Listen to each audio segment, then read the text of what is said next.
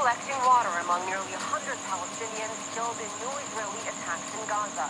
And a heartbreaking start for premature babies crammed into one incubator. Hospitals running out of fuel, medicine, and hope. The European Union striking back a day after U.S. President Donald Trump announced new tariffs on the bloc and Mexico. And from catastrophic flash floods to brutal heat waves, the link between climate change and extreme conditions around the world, more frequent and more intense.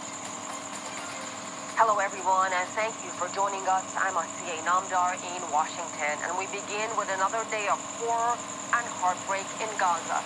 Nearly 100 Palestinians killed in unrelenting Israeli attacks. Among the victims, 6 children were waiting in line to collect water at a distribution point. The IDF blamed the strike on a, quote, technical error, saying the incident is now under review. Rami Al-Naghari is in Gaza. Actually, what I can tell you is 2 deadliest Israeli airstrikes in different parts of the Gaza Strip. In Nusayrat refugee camp earlier in the morning, where 6 children were reportedly killed when an Israeli airstrike hit a location where there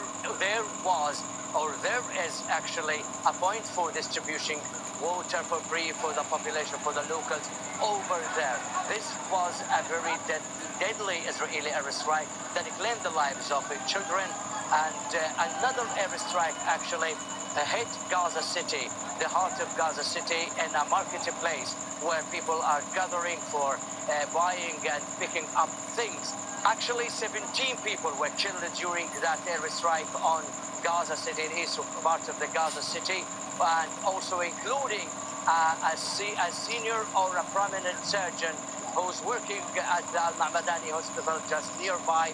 While he was moving over there, he was coincidentally killed by that airstrike. Also 50 people were reportedly injured. Other people were killed in the Mawasi area and Khan Yunis, actually in Khan Yunis city, south of the territory, the coastal area of Mawasi, where tents were hit by Israeli airstrikes.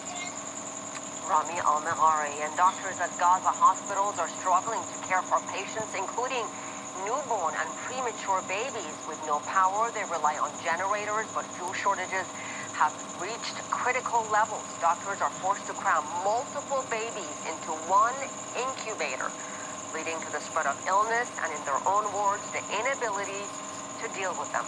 According to the UN, only half of Gaza's 36 hospitals are functioning, and only partially. There's been no progress on ceasefire negotiations. Israeli Prime Minister Benjamin Netanyahu is meeting with top security advisors to discuss stalled truce talks with Hamas. Jonathan Regev with more on that from Tel Aviv. The Prime Minister is meeting with some top security advisors, top security personnel. Why so? There's one sticking point which is derailing the whole thing. That is the issue of this humanitarian city in Rafah that was just brought up. In order for that city to actually take place, Israel needs to maintain control of the Moraga corridor, which would be the northern edge of that city, separating it from Khan Yunis, from the rest of the Gaza Strip. This is something that Israel wants to create, but Hamas thoroughly objects. Why so? It would be perhaps the first time that Israel would create some kind of an alternative to Hamas, that within Gaza there would be an area quite small, only the city of Rafah and the surrounding areas, but which would be independent from Hamas control. This is something that Hamas is clearly concerned from, because it would lose not only the security control, but also the civilian control.